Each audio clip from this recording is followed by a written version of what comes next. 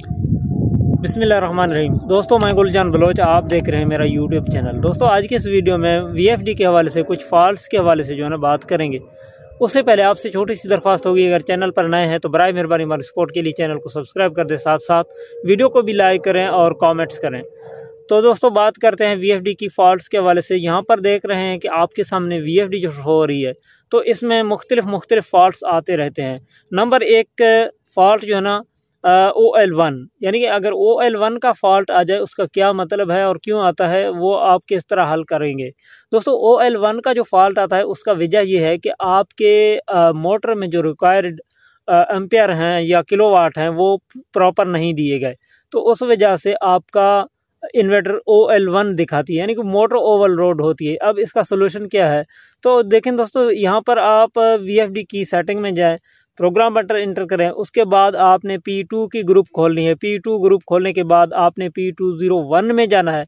P201 में जाने के बाद अंदर देखें, यहाँ पर जो भी लिखा हुआ है यहाँ पर आपने 4-5 किलोवाट बढ़ा के इंटर करना है। जैसा कि यहाँ पर आपको कुछ शो हो रहा है, मैं इसको मज़ीद बढ़ाता हूँ, ये चीज़ें नोट कर दें। आपने भी OL1 फॉल्ट के लिए सेम इसी तरह अपने किलोवाट P201 के अंदर आपने बढ़ाने हैं। अच्छा, मैं जैसे यहाँ पर बढ़ाऊंगा तो ये OL1 का फॉल्ट जो है ना उसका मसला हल हो जाएगा। अब ये चीज़ आपके जहन में होनी चाहिए, जब भी आपके इन्वर्टर पर OL1 का फॉल्ट शो हो तो सेम इसी तरह जिस तरह मैंने यहाँ पर आपको सेटिंग दिखाया है, यानी कि P201 में किलोवाट मैंने बढ़ा दिए हैं, ज़्यादा नहीं, आपने भी 4-5 किलोवाट बढ़ाने हैं, तो ये OL1 का फॉल्ट आपका ख़त्म होना है इसी सेटिंग में। आपने बिल्कुल भी टेंशन नहीं लेनी, इसका बिल्कुल गारंटी भी मैं दे सकता हूँ। अच्छा, इसके बाद जो फॉल्ट्स बनते हैं OL2। अच्छा, एक तो हुई OL1। अब OL2 का जो फॉल्ट है वो क्यों आता है, किस वजह से आता है। OL2 का फॉल्ट का मतलब ये है कि आपके मोटर जो है वो ज़्यादा किलोवाट ज़्यादा एम्पियर ले रहा है और आपकी VFD की जो कैपेसिटी है, VFD की जो गुंजाइश है वो बिल्कुल भी इस काबिल नहीं है जो आपकी जो मोटर है उसको चला सके। तो उसमें सेटिंग का इतना ज़्यादा ताल्लुक नहीं होता, उसकी कैपेसिटर, उसकी अंदरूनी निज़ाम जो है ना वो मोटर को चलाने के काबिल नहीं होता। उसको छोटी VFD कहते हैं, यानी कि साइज़ में वो छोटा है और आपका मोटर बड़ा है, चाहे VFD की स्टिकर पर जितना भी लिखा हुआ हो। अब सिर्फ हमने दो जगह पर ये तजर्बा किया है कि यहाँ पर मैं आपको सेटिंग बताता हूँ। यहाँ पर प्रोग्राम बटन आप दबाएंगे, उसके बाद आप PE की ग्रुप खोलेंगे, यहाँ पर पासवर्ड है, PE की पासवर्ड डालें 40721, जिस तरह मैं डाल रहा हूँ। यहाँ पर देखें 40721 जैसे कंप्लीट होती है डाटा एंटर करें, PE01 आ जाएगा, PE02 में एंटर हो जाएं। यहाँ पर देखें, यहाँ पर भी किलोवाट सेट हैं। इन्वर्टर में जो आप आउटपुट किलोवाट जो ले सकते हैं मैक्सिमम, यहाँ पर एक रेंज होती है और ये किलोवाट आपके PE03 के अंदर शो होते हैं। यहाँ पर जितना आप रखेंगे, यानी कि 6 रखेंगे तो PE03 के अंदर जो है ना 11 या 7.5 शो होंगे, यानी कि 6 रखने से वहाँ पर कुछ फ़र्क आ जाएगा। यहाँ पर आपने कम करने हैं, यानी कि आप अपने VFD की आउटपुट कैपेसिटी गुंजाइश को कम करेंगे, बाज़ दफ़ा OL2 का फॉल्ट हल भी हो जाता है। अगर इस तरीके से आपका OL2 का फॉल्ट हल ना हो रहा हो तो वो आप VFD रिपेयर करेंगे या कैपेसिटर बढ़ाएंगे, या जो भी आगे आपका जो मिस्त्री होगा वो डिसाइड करेगा कि क्या करना है OL2 की सूरत में। अच्छा, ये OL2 का जो फॉल्ट है वो भी आपके सामने मैंने उसका भी जो है ना जिक्र कर दी। अच्छा, इसके बाद बात करते हैं OU3 का फॉल्ट। आजकल के ये जो सर्दियों का मौसम चल रहा है, ये OU3 का फॉल्ट बहुत बड़ा मुसीबत बना हुआ है। अच्छा, इसको आप किस तरह ठीक कर सकते हैं। OU3 का फॉल्ट आसान है, बशर्ते कि आपने सीरीज़ में ज़्यादा प्लेटें लगाई हुई नहीं हैं, यानी कि सीरीज़ में इतने प्लेटें आप लगा लें कि 800 वोल्टेज को आपकी प्लेटों की तरफ से जो वोल्ट आ रहे हैं वो 800 की लिमिट को क्रॉस ना करने पाएँ। यानी कि 16 प्लेटें आप 50-50 वोल्ट की आप लगा रहे हैं, तो उसका मतलब है कि आप 800 वोल्ट जो है ना प्रोवाइड कर रहे हैं अपने VFD को। इससे ज़्यादा बिल्कुल भी आपकी VFD में गुंजाइश नहीं होगी।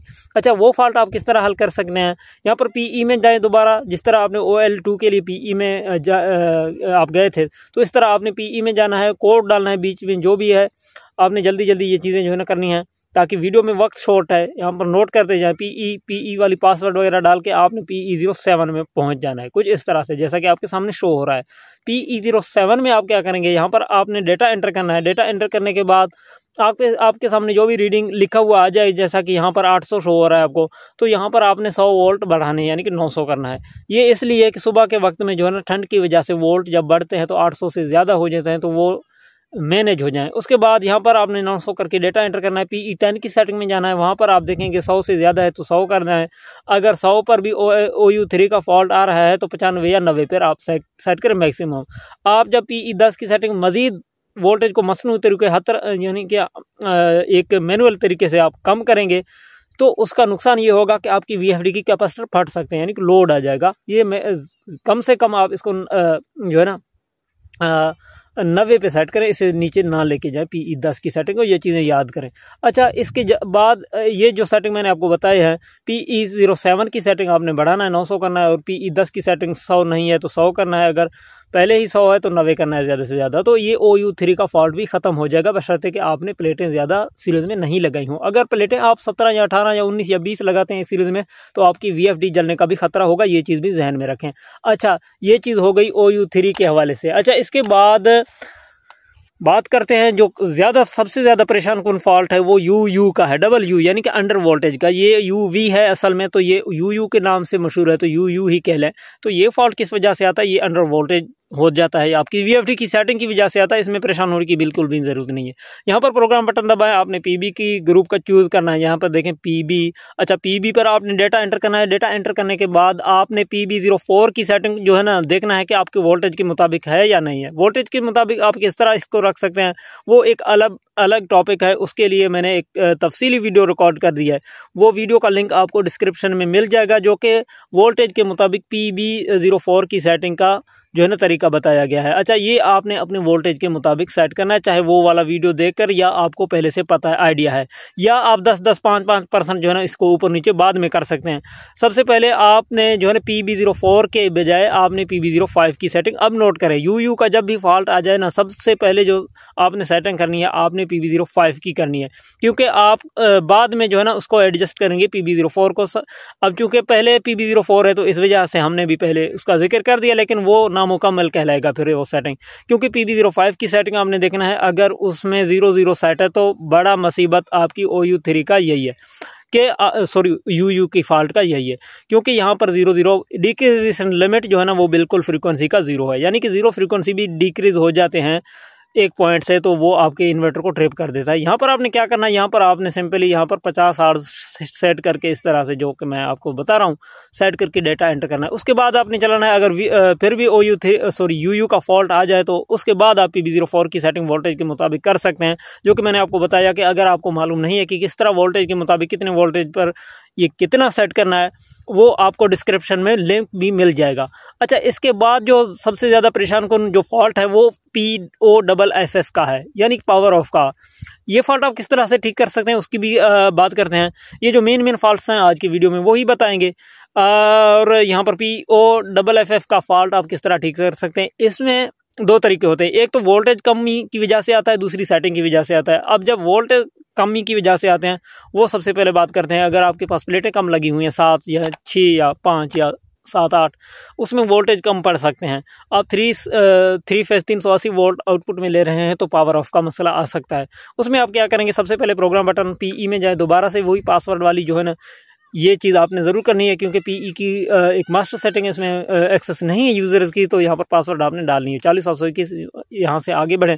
अच्छा, PE04 की सेटिंग जो है ना उसको आपने अपने सोलर प्लेटों की वोल्टेज के मुताबिक मैनेज करना है, यानी कि यहाँ पर आप अगर 380 ले रहे हैं, सोलर प्लेटों से ही 380 नहीं आ रहे तो ये आपका काम नहीं होने वाला। यहाँ पर अगर प्लेटों से ज़्यादा से ज़्यादा 350-300 वोल्ट आ रहे हैं तो यहाँ पर 280 तक इसको गिरा दें, या इसको आप 250 तक गिरा दें, या इसको 300 आप रख लें। ठीक है, 380 आप हरगिज़ नहीं ले सकते क्योंकि आपकी वोल्टेज कम है।